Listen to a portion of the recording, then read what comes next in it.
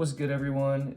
If you're watching this video, I assume that you have either purchased my brand new brush pack or you're thinking about buying the brush pack and just kind of want to get a little preview before you take the next step. I appreciate you guys coming and checking out the video. I will be walking through all 13 brushes one by one, kind of explaining how I developed it, how I use it, and hopefully it gives you a little insight into what works best with the brush. Alright, so without further ado, here is brush number 1. This is the Chriskcreates main brush. I use this brush pretty much for everything. When you see my digital style, this is the main brush I use to create pretty much all of the base layers for my work before I go in and add more details and stuff. I really like the depth in this brush. I find it works very well to blend different colors together or different lighter and darker patterns. This brush has a slight reduction in total opacity, so it is a little transparent, but having the opacity down a little bit also helps blending just look a little bit more natural, have that rough, almost oil pastel look to it. Yeah, that's main brush number 1. Brush number 2 is the gentle brush.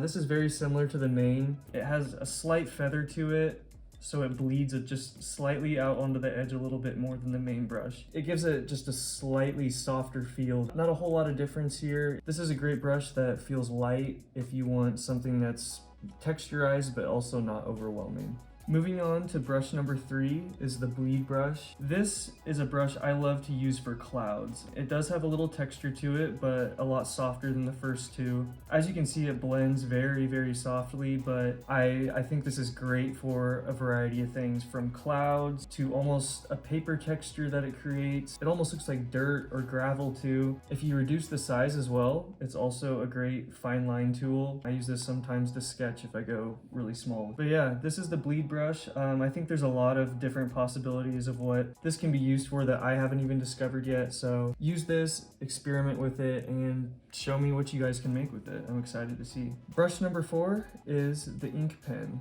This is very similar, honestly, to a lot of brushes that you're gonna find default on Procreate. This is a very simple line brush. This is what I use to make all my digital doodles. Any project that I need to sketch first, this is the brush I always use.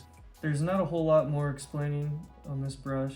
It has a little bit of a rough edge, but I think that's great to add a little life and some texture to a piece, as opposed to a lot of the smoother brushes that you'll find on Procreate. Moving on to brush number 5, this is the marker brush. This is a relatively new brush I created. I've only used it on a few projects, so I'm excited to kind of see where this one develops for a lot of people. It's almost like a Crayola marker feel, but digital, of course. It blends really well. This brush again works at all sizes. I do like this brush a lot when it's smaller. It has a very smooth feel to it as I draw. The more I experiment with it, the more I find it's a great tool for fine line work. The texture in this brush really makes it stand out compared to the other fine line brushes that we tend to see on Procreate. Brush number 6 is the oil pastel. With this oil pastel brush, I wanted a texture that kind of emulated the earth mixed with those little bumps you would see if you looked at really up close at what a Crayola crayon or something like that would make.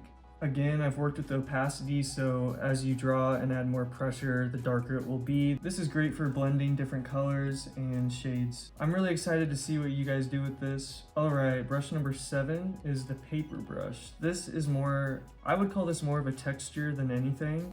This is great for just adding a little roughness or different mood to the piece of art. And I like this one because it's not too overwhelming, but it does add a lot of character to the piece. So I haven't used this one too much as a fine line brush, but as I practice with it now, it seems like it would again be another great tool for sketching a project. The next brush is the cardboard brush. This is one of my favorites. I like this as a great last second texturizer to a piece. Maybe you need something like a highlight or something. I think this is a great brush. If you just draw very lightly with this brush, it'll create a nice grain that really takes a piece to a next level, I think. Experiment with it. It's a great blender too, so if you want to use different colors, say you're blending a sky with oranges and pinks, this is kind of what you'd see if you took your time and really went slowly. I think there's a very good potential for this brush to be huge for some people in terms of taking their art to the next level. So have fun, experiment, and show us what you make. Next up, we have the stained carpet brush. This brush is, again, relatively new for me. I wanted something that made me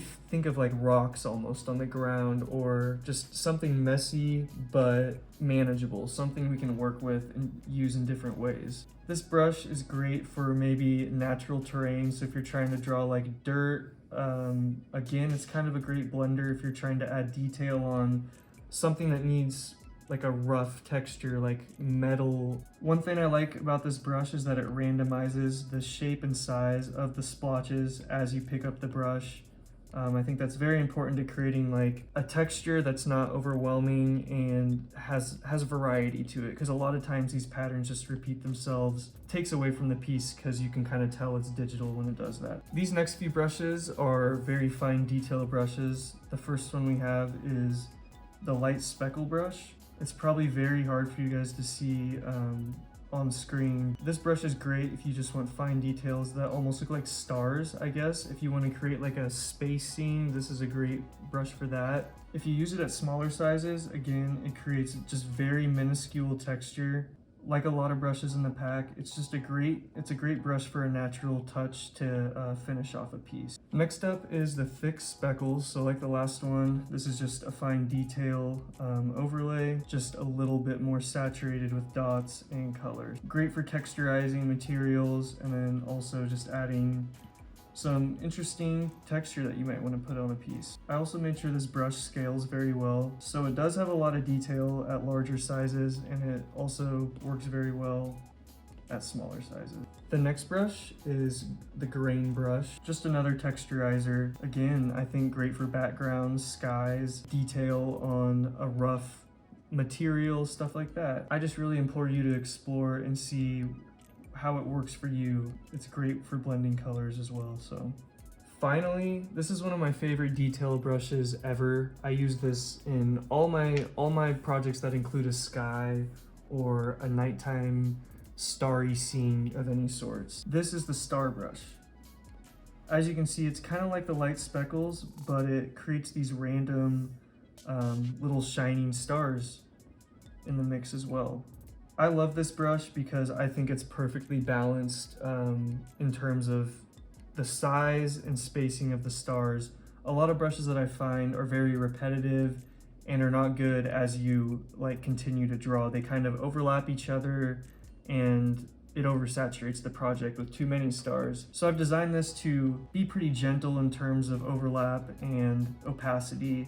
But yeah, there we have it. That is all 13 brushes that are going to be included in this first volume of my texture packs. If you guys did find the video helpful, make sure to leave a comment and a like. It really helps me out. If you did purchase the brush pack, I really appreciate your guys' support.